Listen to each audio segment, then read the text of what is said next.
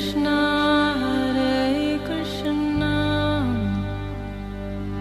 Krishna Krishna Hare मानव रचना 107.8 FM पर मैं हूं सरिता आपके साथ प्रोग्राम आत्मदर्शन का। और इस प्रोग्राम में हमारे साथ हमेशा की तरह मौजूद हैं रागलेखा दासी जी, चरण आश्रित योगाचार्य श्री श्रीमद् भक्ति वेदांत नारायण गोस्वामी जी की शिष्या। रागलेखा दासी जी, आपका बहुत बहुत स्वागत है हमारे स्टूडियो में। हरे कृष्ण। जैसा कि आप सब जानते हैं कि इस प्रोग्राम में हम बहुत कुछ बात करते हैं, आपको बहुत कुछ बताते हैं, और आज भी कुछ खास लेकर आए हैं हम इस प्रोग्राम में। आज हम बात करेंगे श्रीमद् भागवतम के 10th काउंटर के 31वें अध्याय के बारे में, जो गोपी गीत के नाम से प्रसिद्ध है। क्या है ये गोपी गीत, आइए जानते हैं रागलेखा दासी जी से। मैम, सबसे पहले आप हमें बताएं कि गोपी गीत हमने सुना तो बहुत है, लेकिन गोपी गीत एक्चुअल में है क्या? जी देखिए सरिता मैम, कृष्ण जब ब्रज गोपियों को उन्होंने वेणु बजा के वंशीवट पे उनको बुलाया जी, और बुला के उन्होंने वो सब अपना जो जो काम कर रही थी ब्रज में वो सब छोड़ कर आ गई। कोई दलिया बना रही थी, कोई हलवा बना रही थी, कोई रोटी बना रही थी, तो आधी रोटी तवे पे डाली लेकिन उतार नहीं सकी क्योंकि वंशी बज गई, तो वो कृष्ण की ओर दौड़ी चली गई। जी जी। कोई अपने शिष्यों को दूध पिला रही थी, कोई वो दोहन कर रही थी, कोई अपना श्रृंगार कर रही थी, सब कुछ छोड़ के मतलब जैसे ही बांसुरी बजती थी सब सारा काम छोड़ के वो चली खो जाती बैठती थी। वो सोचती थी पता नहीं क्यों हमें आधी रात को श्याम सुंदर ने बुलाया, क्या बात है ऐसी। तो वो तुरंत दौड़ पड़ी और दौड़कर जब वो वंशीवट के उधर गई तो श्याम सुंदर ने उनको कहा, स्वागतम वो महाभागा, हे ब्रज गोपियाँ आपका स्वागत है, आप किस लिए यहाँ पर आई हैं। तो इस तरह से बहुत से वार्तालाप हुए। उन्होंने कहा तुम लोग ब्रज को लौट जाओ, तुम लोग साध्वी स्त्रियाँ हो, तुम लोग पतिव्रता हो, तुम अपने पतियों की सेवा करो, अपने पुत्रों पुत्रियों बच्चों की सेवा करो, अपने बछड़ों की सेवा करो। ऐसे ऐसे करके बहुत से वार्तालाप हुए। कुछ समय बाद रास आरंभ हुआ। उसके बाद रास में श्री कृष्ण अंतर्ध्यान हो गए जी। तो जब वो अंतर्ध्यान हो गए तो ब्रज गोपियाँ विरह में उनको अन्वेषण कर रही हैं, उनको ढूंढ रही हैं कि कहाँ गए कहाँ गए कहाँ गए।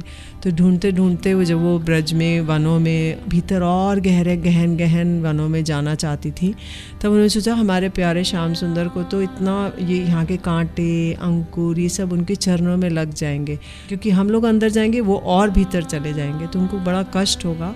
तो हम लोग यमुना जी के तट पे चलती हैं, वहाँ पे सब लोग एक साथ बैठकर हम सुस्वर में उनको पुकारेंगी जी। तो हमारी पुकार सुन के निश्चित रूप से वो आ जाएंगे।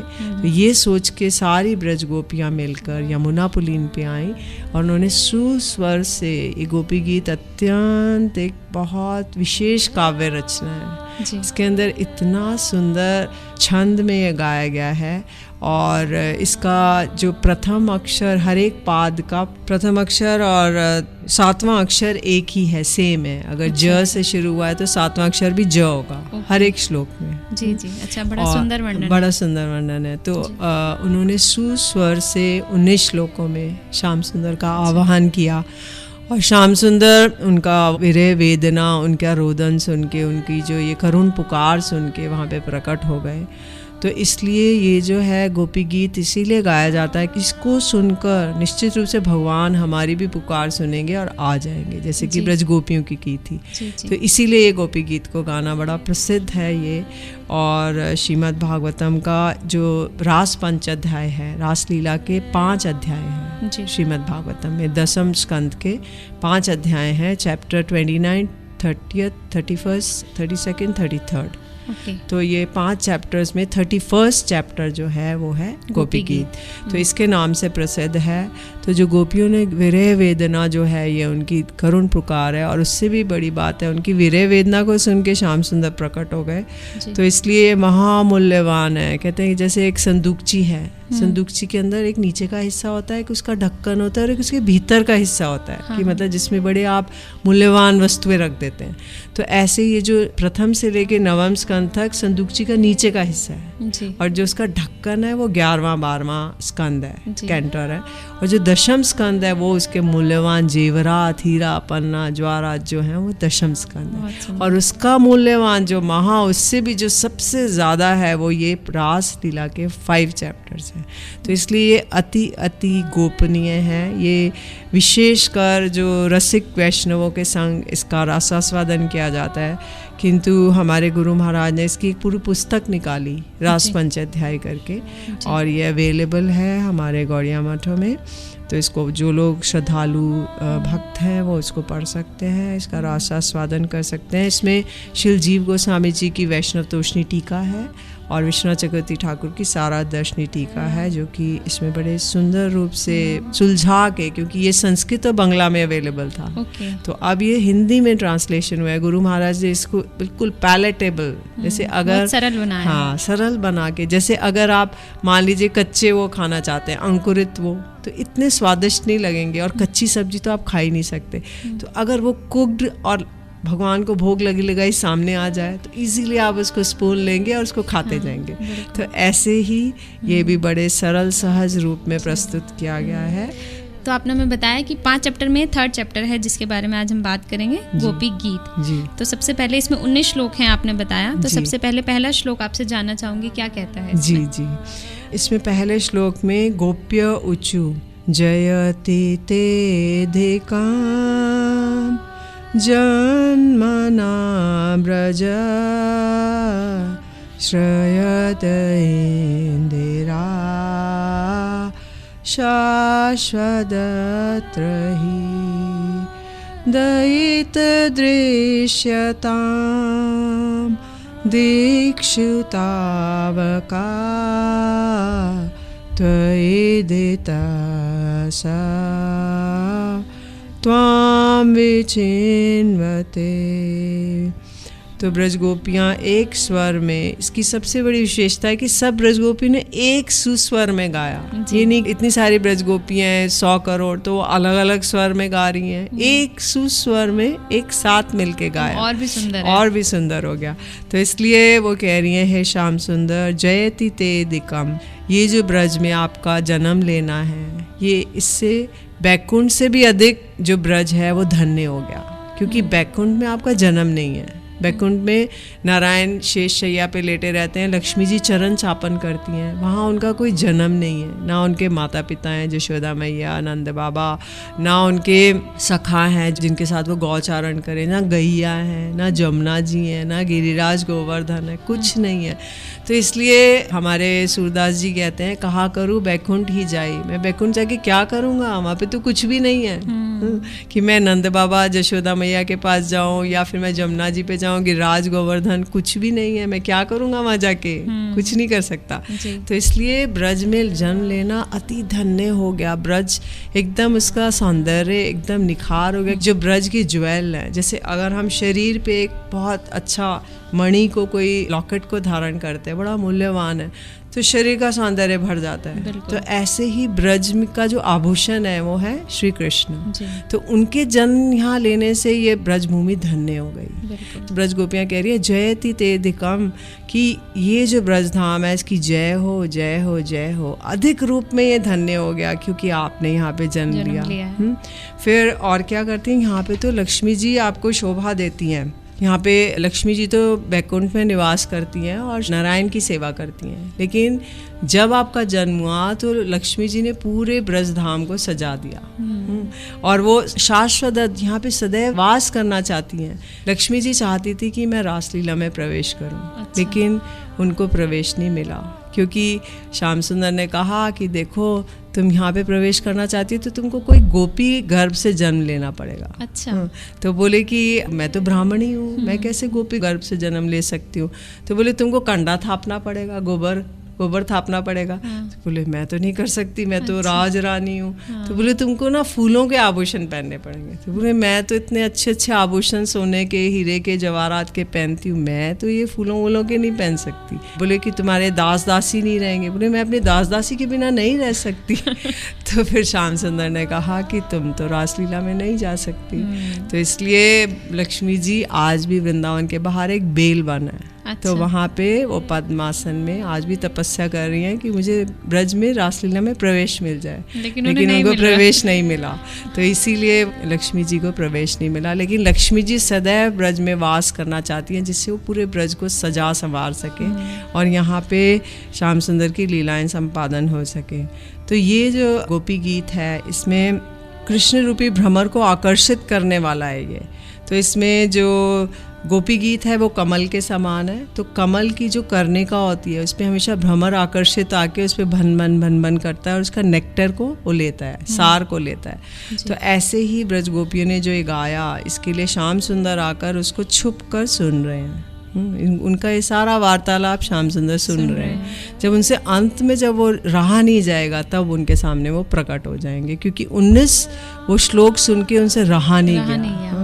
तब फिर वो खिंची वो चले आए, तब वो अपने गले में दुपट्टा लपेट के उनसे प्रार्थना करते हैं कि हे ब्रज गोपियों, आप मुझे क्षमा कर दीजिए, मैंने आपको इतना रुदन कराया, इसके लिए आप मुझे क्षमा कर दीजिए और मैं आप लोग का सेवा में प्रस्तुत हूँ। कहते हैं कि ये जो वैकुंठ है, अगर वो सर्वोत्कृष्ट है तो ब्रजधाम सर्वोत्कृष्टतम है। तो गुड बेटर बेस्ट तो सुपरलेटिव डिग्री में है। तो इसमें कहते हैं कि ये ब्रज गोपियाँ कह रही हैं कि आप तो इस ब्रजधाम में हमेशा सुख संपद मंगल आदि करते हैं, क्योंकि हम भी इसी ब्रज में रह रही हैं, हम भी ब्रजवासी हैं, तो आप हमें क्यों दुख प्रदान कर रहे हैं? आप हमारे दृष्टि गोचर नहीं है, हमें सुनाई नहीं दे रहे, तो इससे हमें महान दुख हो रहा है, हम दुख के सागर में डूबी जा रही हैं। आप हमें दर्शन देकर क्यों नहीं हमारे दुख वेदना को दूर कर सकते? जब आप सारे ब्रजवासियों को प्रसन्न रखते हैं तो हम भी तो ब्रज में हैं, तो हमारा भी दुख दूर करिए, हमारा संताप दूर करिए और हमारे को भी आनंदित करिए। तो इसलिए वो कह रहे हैं कि अत्र माने इस वृंदावन में, ही माने निश्चित ही। तो यदि वो कहते हैं कि हम विरह अनल में, मतलब विरह के आग में हम जली जा रही है, उन्हें बहुत दुख है कि वो चले गए हैं। हाँ, बहुत ज़्यादा दुख है, इतना दुख है कि इस जगत में तो हम कंपैरिजन नहीं कर सकते। अगर एक माँ का कोई पुत्र मर जाए तो वो इतना रुदन करती है, कोई इसको आके बोले अरे देखो अच्छा तो हम कपड़ा देते, तुमको 1 करोड़ रुपया देते हैं, तो उसको लात मार देगी, वो कहेगी प्यार उसके साथ है, वो नहीं मिलता। वो कहेगी कि अरे मेरे को मेरा पुत्र चाहिए। लेकिन उससे भी इसके अनइमेजिनेबल है, कोटि कोटि गुना अधिक ब्रज गोपियाँ, क्योंकि श्याम सुंदर उनके प्राण है। तो वो जब चले गए तो उनको लगा जैसे हम प्राण विहीन होके सिर्फ शरीर रह गया। तो वो सोचनी है जैसे हमारे प्राण ही चले गए, तो वो सोची कब वो आएंगे, कब हमें दर्शन देंगे और कब हमारे प्राण हमारे शरीर में लौटेंगे। जी। तो अब वो कह रही हैं कि हम विरह नल में दग्ध होकर, श्याम सुंदर यदि कहें कि तुम विरह नल में इतना दग्ध हो रही हो तो तुम मरी क्यों नहीं? तुम बोल रही हो कि तो हमें इतना विरह है, इतना हमें वो है, तो तुम मरी क्यों नहीं? तो बोलते हैं कि तुम हमारे प्राणों को ले गए अपने साथ, तो अब शरीर बचा है, इसलिए शरीर क्या मरेगा, शरीर तो मरा हुआ ही है, तो प्राण तो तुम्हारे साथ चले गए, तुम ही हमारे प्राण हो, हमारे जीवन हो, सर्वस्व हो, तो इसलिए हम लोग मरी नहीं। इसलिए श्याम सुंदर हमें आप दर्शन दीजिए और दर्शन देकर आप हमें दैत दृश्यताम, दैत माने हे प्रिय, दृश्यताम, हम आपको चारों तरफ ढूंढ रही हैं। दिक्षु मतलब 10 दिशाएं हैं, पूर्व पश्चिम उत्तर दक्षिण और 4 कोने हैं, ईशान कोण, आग्नेय कोण, वायु कोण और नैऋत्य कोण। तो ये 4 कोने और एक ऊपर आकाश और एक पृथ्वी, तो 10 दिशाओं में वो ढूंढ रही हैं। तो दैत दृश्यताम, हे श्याम सुंदर आप हमें 10 दिशाओं में कहीं तो दिख जाइए, है ना। दिक्षु तावका त्वयि धृत असव त्वाम विचिन्वते, हम आपके लिए ही प्राण धारण करके रखी हैं और आपको ही ढूंढ रही हैं। तो हमें ढूंढते ढूंढते कहीं तो आप मिल जाइए। और इस गोपी गीत के जो तृतीय पाद के द्वितीय अक्षर है यी, और चतुर्थ पाद के द्वितीय अक्षर भी यी, वो भी एक जैसे हैं। तो ये कनक मंजरी छंद में है और विशेष ये स्वयं क्योंकि ब्रज गोपियों ने ही गान किया गया है, तो कहते हैं कि ब्रज गोपियों की जो मुख की वाणी है उससे त्रिभुवन पवित्र हो जाएगा। तो जो उन्होंने अपने मुखारविंद से बोला गया है उसको यदि कोई ये जगत के जीव सुनेंगे तो उनका परम आनंद में वो भी डूब जाएंगे। जी, बहुत अच्छे। मतलब कि इतना प्यार था इन गोपियों को कृष्ण जी से, अपने श्याम सुंदर जी से, कि उनके जाने के बाद उनको बिल्कुल ऐसा लगा कि वो प्राण विहीन हो गई हैं, उनकी आत्मा शरीर से अलग हो गई। और उनकी विरह में उन्होंने इतने सुंदर गीत गाए, इतने छंद रूपी गीत गाए कि श्याम सुंदर को आना ही पड़ा। अभी लेते हैं छोटा सा ब्रेक, सुनते हैं प्यारा सा भजन। आप कहीं नहीं जाइए, जुड़े रहिए रेडियो मानव रचना 107.8 FM के साथ। प्रोग्राम आत्मदर्शन के साथ बातें यूं ही जारी रहेंगी।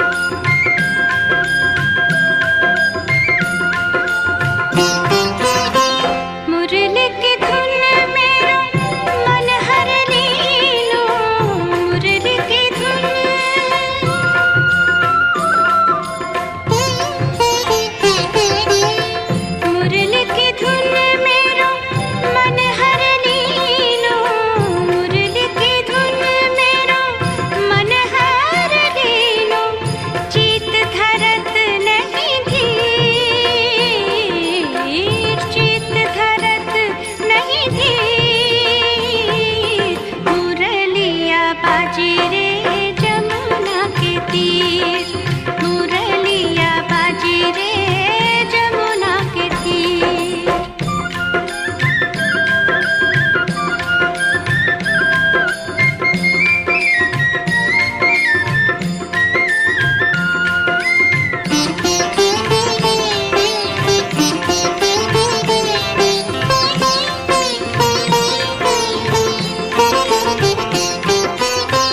कारो कन्हैया कारी कमरिया, कारो कन्हैया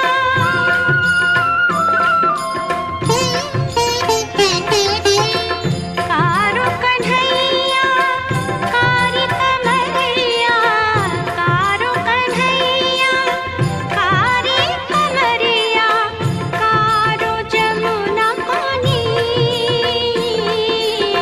कारो जमुना को नीर, मुरलिया बाजे रे जमुना के तीर, मुरलिया बाजे रे जमुना के तीर।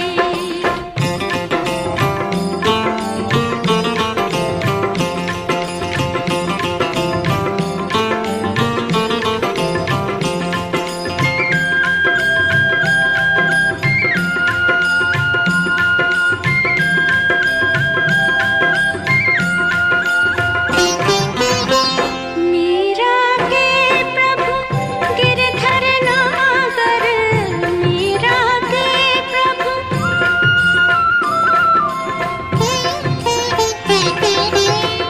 मीरा के प्रभु गिरधर नागर, मीरा के प्रभु गिरधर नागर, चरण कमल पर शीर,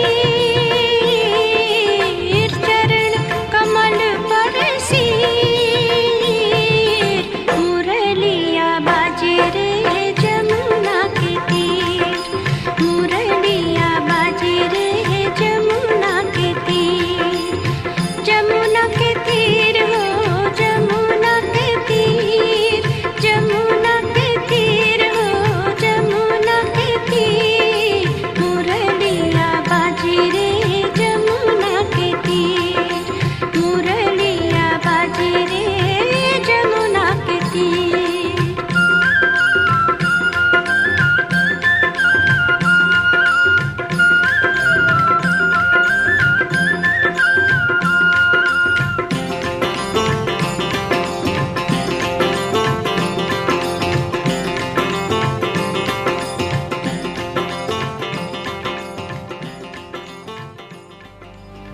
Hare Krishna,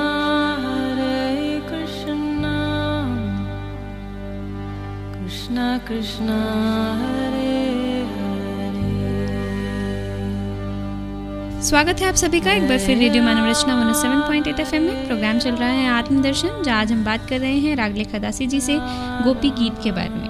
इसके पहले श्लोक के बारे में हमने इनसे जाना कि किस तरह से गोपियाँ अपने श्याम सुंदर को पुकार रही हैं, बुला रही हैं, कि 10 दिशाओं में वो आवाज़ दे रही हैं कि कहीं से तो आ जाओ और हमें दर्शन दे जाओ। बहुत सुंदर मैम आपने हमें बताया इस श्लोक के बारे में। अब इसका सेकंड श्लोक, दूसरा श्लोक हमें क्या बता रहा है? जी जी, दूसरा श्लोक में ब्रज गोपियाँ और आगे आगे वर्णन करती जा रही हैं, तो उसमें श्याम सुंदर की अब दृष्टि का वो वर्णन कर रही हैं। जी। शरदुदाशये साधु जात सा सरसिजोदरा श्रीमुषा दिशा सुरतनाथ ते अशुल्क दासिका वरदनिघ्नतो नेह किं वदा। तो इसमें अगर श्याम सुंदर कहें कि मैं तुम लोग को दुख देने के लिए प्रस्तुत हुआ हूँ, तो गोपियाँ कह रही हैं कि हे श्याम सुंदर, आप हमें दुख ही नहीं दे रहे, हमारा वध कर रहे हैं। आप खाली दुख नहीं दे रहे, हमें रोना होना ये दुख तो एक बार आगे चला जाता है, लेकिन आप हमारे पूरा वध कर रहे हैं। तो बोलते हैं कि वरद निघ्नतो, तो इसमें बता रहे हैं कि वरद माने वरदान देने वाले, हे वरदान अभिष्ट प्रदान करने वाले आप हैं। तो कहते हैं कि श्याम सुंदर देखो, यदि आपका हमारे पर अधिकार होता, हम तुम्हारे धन होती, तो आप धन की रक्षा करते हो अथवा नष्ट करते हो, उसमें किसी प्रकार का कोई दोष नहीं होता। ना तो हम आपकी विवाहिता हैं और ना कोई आप हमें कपड़ा दे रहे हो, साबुन दे रहे हो और कुछ वस्तु दे रहे हो, तो कुछ भी तो नहीं कर रहे हो, फिर भी हम तो आपकी अशुल्क दासिका हैं। वो आगे इसी में आया है कि अशुल्क दासिका मतलब आपने बिना मोल के हमें खरीदा हुआ है, कोई मूल्य नहीं पे किया। जैसे इस जगत में हम एक कुछ सर्वेंट हायर करते हैं, प्यार से बंधे हैं। हाँ, सर्वेंट अगर लेते हैं तो उसके लिए मूल्य देना पड़ता है। हाँ भाई, कुछ सैलरी दोगे तब तो सर्वेंट आएगा ना। तो लेकिन आपने तो हमें ना तो हमें विवाह किया हुआ, अगर कोई किसी की पत्नी बन जाती है तो उसकी सेविका बन जाती है, दासी बन जाती है, लेकिन आपने ना तो हमसे विवाह किया, ना हमें खरीदा है। बॉन्डेड लेबर होते हैं ना अफ्रीका में, तो वो उनको खरीद लेते हैं, तो मतलब आजीवन वो उसकी सेवा करेगा।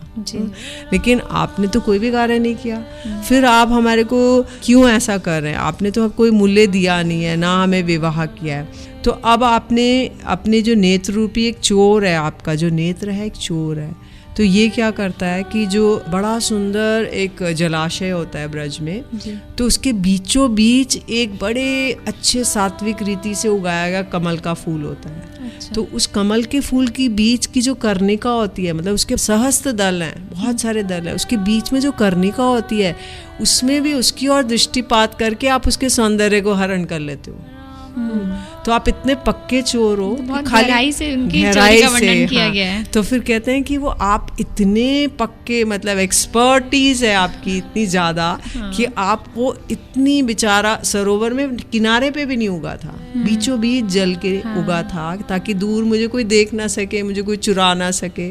तो आपने उसकी ओर दृष्टिपात किया और उसके इतने सारे दल के बीच में कर्णिका थी, उसका भी सौंदर्य को आपने हरण कर लिया अपने नेत्रों से। तो इतने आप पक्के वो हो। तो आपने क्या किया कि बताया ना, सरसी जो दरा शरदुदास है, शरद कालीन समय में, क्योंकि शरद काल में क्या होता है, सारे सरोवर एकदम निर्मल हो जाते हैं, एकदम निर्मल, मतलब स्वच्छ हो जाता है। जब वर्षा कालीन आती है तो सारे सरोवर गंदे हो जाते हैं, मटमैले हो जाते हैं। जैसे ही शरद ऋतु आती है सारे सरोवर अपने आप साफ हो जाते हैं, ऑटोमेटिक क्लीनिंग।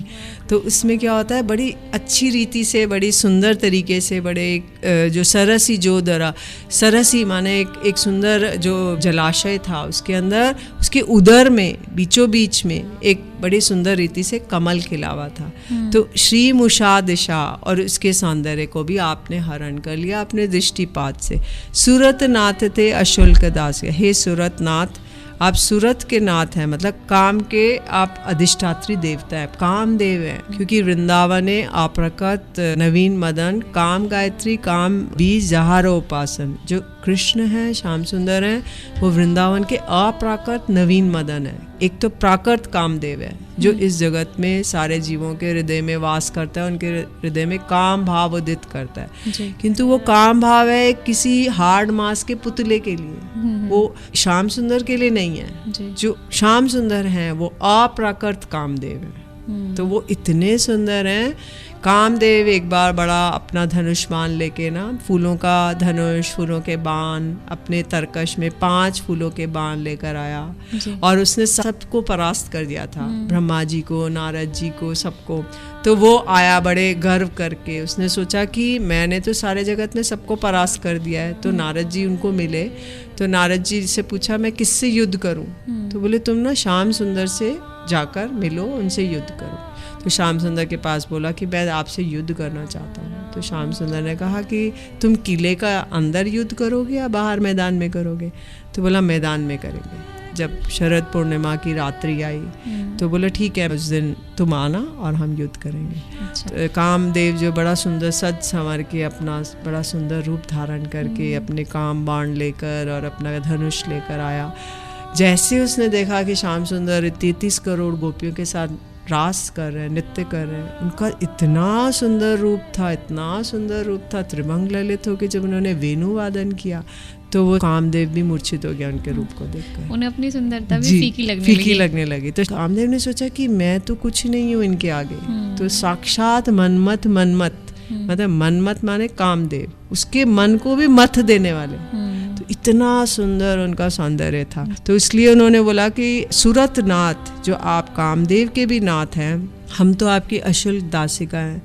तो हे वरद, वरदान प्रदान करने वाले, क्या केवल अस्त्र शस्त्र के द्वारा ही वध होता है? आप तो नयनों के द्वारा, आप अपने नयन रूपी बाणों के द्वारा हमारा वध कर रहे हैं। जी, जी। तो क्या ये वध नहीं माना जाएगा? इसको क्या केवल हम कोई धनुष बाण या तलवार लेंगे या पिस्टल चलाएंगे तो वध माना जाएगा? आप तो इस प्रकार से हमारा वध ही कर रहे हैं। तो कहते हैं कि देखो कृष्ण, तुम इतना, हम असंख्य गोपियां हैं, हमको मार डालने का पाप तुमको लगेगा क्योंकि तुम हम सबको मार डाल रहे हो। तो अब स्त्री वध रूपी इस भय से अपनी रक्षा करने के लिए ही हमें दर्शन दे दो। कि आपने स्त्री वध कर दिया तो चलो कोई बात नहीं है, कोई जो वध करता है चलो ठीक है, उसको अपेयर होना पड़ता है, तो आप हमें इसी तरह से ये दर्शन दे दीजिए। तो इस तरह से वो तरह तरह की युक्तियां करके उनको कन्विंस कर रही हैं कि हे श्याम सुंदर, चलो ऐसे नहीं ऐसे आप आ जाओ, अब तो प्रकट हो जाओ, हमें दर्शन। प्रयास कर रही हैं कि किसी तरह तो उनके दर्शन किसी तरह उनके हो जाएं, लेकिन वो उनकी सब बातें सुन रहे हैं, अब मन ही मन आनंदित हो रहे हैं, किंतु अभी वो आ रहे नहीं है। जी, बहुत सुंदर। गोपियाँ चाह रही हैं कि किसी तरह तो उनके श्याम सुंदर दर्शन दे, उनको तरह तरह के लोभन दे रही हैं कि चलो इस तरह नहीं तो इस तरह आ जाओ, लेकिन जो श्याम सुंदर हैं वो अपनी अटखेलियों में हैं, अपनी लीलाएं रच रहे हैं। जी, बहुत सुंदर। तो आज इस एपिसोड में हमने जाना इस चैप्टर के पहले और दूसरे श्लोक के बारे में। आज इस प्रोग्राम में फिलहाल इतना ही। रागलिका दासी जी, आपका बहुत बहुत शुक्रिया कि आप हमारे स्टूडियो में आए। हरे कृष्ण। आप जुड़े रहिए रेडियो मानव रचना 107.8 FM के साथ। अगले एपिसोड में और भी गोपी गीत के बारे में जानकारी लेंगे रागलिका दासी जी से, लेकिन अभी के लिए मुझे दीजिए इजाजत और सुनते रहिए रेडियो मानव रचना 107.8 FM पर आने वाले और भी प्रोग्राम्स को। Feel good, feel live, feel good, feel live, feel good, feel live, feel good, feel